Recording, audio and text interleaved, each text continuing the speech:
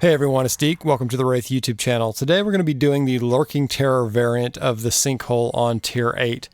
This is one of the underwater delves, so these can tend to be a little bit annoying just because when you're underwater, character movement and like targeting mobs tends to be kind of a hassle.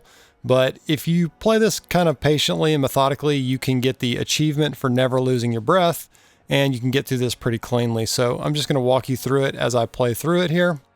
And today, as I've been doing delves, I've actually been running Bran as a DPS. Now, the reason that I've changed over to DPS from heals is I just wanted to kind of see how that feels with my new item level. My character is actually pretty strong now. I'm up to item level 605. And so these tier 8s are getting a little bit easier for me to run.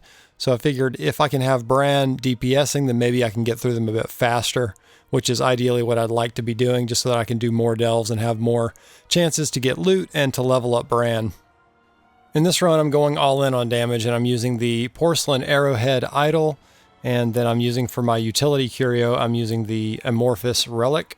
So both of these just kind of have increased damage options. You get some crit off of one of them, and you get some either haste or damage increase off of the other. Something that's worth mentioning is there is some kind of bug in the game currently where you cannot level up your Curios. You just don't find any way to get them higher in rank. I've done nearly 100 delves at this point, and all of my Curios are still at rank 1. I haven't received a single upgrade to any of them. So I've posted on the forums about this. There's big, huge threads, but we've not seen any blue responses to this, so I'm not really sure what's going on with that. Hopefully, if and when they fix this, they will somehow go ahead and give us levels on our relics based on how much time we've spent in delves, because I've spent a lot of time in there and it'd be nice to get that progress. Another thing worth mentioning is that they've been buffing, unbuffing, nerfing, changing delves constantly over the past 3 or 4 days. We've had things get harder, get easier, get harder again. I know groups have been complaining that they're too challenging now. Some solo players are saying that they're too challenging. As for me, I've just continued to go into everything solo, and I really have not had much of a problem one way or the other. I think that the difficulty changes that they've made one way or the other are still negligible if you're playing your class optimally, if you're interrupting spells, if you're stunning the right targets, and you're focusing down the things that you need to do. I'm pretty sure that these changes are really not that big of a deal. Having said that, I have not been running 3 to 5 player groups. My only experience in grouping in delve so far has been 2-player with tank and heals, and it was super easy. So let's get into this run. These underwater delves feature this mechanic where there are bubbles that you'll see that you need to stand in, which give you your breath back. They give you a little burst of speed and they recharge your breath, and they last a few seconds. So if you stand in the place where you first pick up the bubble, it will continually respawn in that area. Now that will be true except for when you get to a boss fight in which the bubbles will disappear and come back in different locations. You'll see that at the end of this delve. The other mechanic featured in this specific variant is this circle, this purple circle, and if you run into it, it will continually spawn these like whirlpool things on top of you for a few seconds. And the way they're positioned in the delve on these very tight areas, it's kind of hard to dodge them. Now, as long as you're very patient, you kind of use your top-down style camera, you can pretty much get around them. You might have to jump up on some rocks, but sometimes, like you saw there are little chests and stuff that you might want to get out of the circle, so you kind of have to run through those and get targeted by them. Overall, the mobs in this one are fairly simple. There are a few casters that you need to kick and spell reflect. There is one that does this ability called Necrotic End, and it's basically going to kill itself. So as long as you don't stand in that, you won't take a bunch of damage or get one shot. It's these mobs here, the Leviathan Manipulators. One of the biggest challenges here is that the Leviathan Manipulators won't come to me. So you can see I'm continually running back and forth to this little bubble. You can see that the spawn point for the bubbles are like these little bitty air bubbles coming out of the ground. It's hard to see with all the mobs here, but that indicates where the bubble is going to respawn. It's basically, like I said earlier, if you see one and you stand in it, it will keep respawning in that same spot. But you can kind of see a little indicator where there's some little air bubbles coming up before it's going to spawn. But because these manipulators won't run to it, I'm having to fight them and then run back to the bubble. And I know my breath is not getting that low, but I'm trying for the achievement here, so I just want to make sure that I don't lose it. I felt like in some previous runs, some of the spells that were being cast on me actually lowered the amount of breath that I had, so I was being very cautious and running back and forth quickly. And you might be asking yourself, why did he run all the way back up the pathway?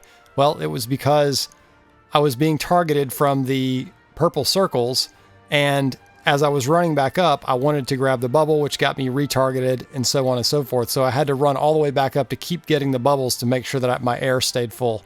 Again, I'm playing very, very cautiously with the air bubbles because I'm not sure how far away the next air bubble is going to be. So I just want to make sure that my breath is as full as possible as I move forward. In the first stage of this variant, all we really need to do are kill 5 of these manipulators. And there are some of them that are in empowered packs. So I do have to take it pretty cautiously with those just because they are stronger than typical packs. This part was pretty simple. There was usually just the main caster in each group, which gives me a pretty easy kick and stun target.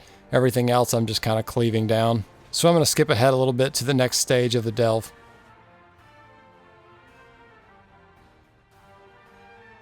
So a lot of back and forth here with these manipulators just to get the air bubbles, and they're shooting at you constantly. Kind of an annoying little section of the delve, but now that we got that part finished, now we just have to collect some of these big piles of seaweed.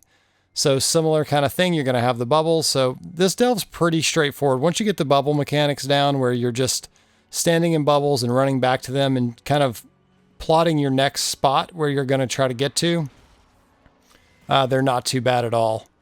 One thing to keep in mind too about these empowered packs is you see how Zekvir's shadow is above them, empowering them. He casts one of his abilities, which is this shockwave that you're hearing DBM call out, but that actually is a big hook that will, I think, pull you into the center, and it does a lot of damage to you as well. So you definitely want to pay attention to that and avoid that when you're fighting empowered packs. So we made it to the checkpoint here, and this variant is really straightforward. I mean, it's basically just one long winding path to the final boss that we're going to get to. So we're just going through a bunch more packs, and I'm discovering all of the achievement treasures out of this one as I go, because I don't think I had done this variant on live yet, at least. I think I had done it on the beta maybe once. I'm trying to get the Glory of the Delver, whatever the achievement is called, so I am taking my time and getting absolutely everything out of these delves. So with that, we finish our second stage, and we're going to be on to the boss here. One thing I can point out too is that after you defeat the boss and the treasure room spawns, you actually don't need the air bubbles anymore for your breath. You can just breathe underwater at that point. So you can actually just finish the delve and then run back through the whole path and get all of your treasures and collect everything. And you don't have to worry about doing it while you're having, combat encounters and you're trying to keep your breath and all that. You can just do it after you beat the final boss.